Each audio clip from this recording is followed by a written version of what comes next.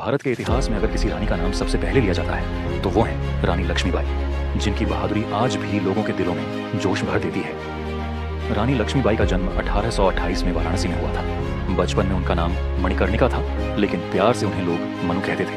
उन्होंने बचपन से ही तलवारबाजी, घुड़सवारी और युद्ध की कलाएं सीखी, जो उस समय लड़कियों के लिए बहुत ही असामान्य था। 14 साल की उम्र में उनका विवाह झांसी के राजा गंगाधर राव से हुआ और वह रानी लक्ष्मीबाई बन गई। दुर्भाग्यवश राजा की मृत्यु के बाद अंग्रेजों ने उनके दत्तक पुत्र को उत्तराधिकारी मानने से इनकार कर दिया और झांसी को अपने साम्राज्य में मिलाने की कोशिश की, लेकिन रानी लक्ष्मीबाई झांसी को इतनी आसानी से नहीं देने वाली थी। उन्होंने स्पष्ट शब्दों में कहा, मैं अपनी झांसी नहीं दूंगी। 1857 की क्रांति शुरू हुई और रानी ने अपने राज्य की रक्षा के लिए युद्ध छेड़ दिया।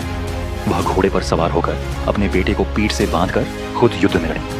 उन्होंने अपने सैनिकों का नेतृत्व किया और अंग्रेजों को कड़ी टक्कर दी। हालांकि अंग्रेजों ने झांसी पर कब्जा कर लिया, लेकिन रानी लक्ष्मीबाई हार मानने वालों में नहीं थी। वह कालपी और ग्वालियर गईं और वहां भी क्रांतिकारियों के साथ मिलकर युद्ध किया।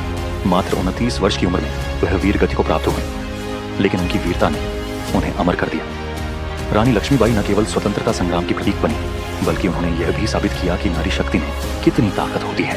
उनका नाम आज भी गर्व और प्रेरणा का स्रोत है।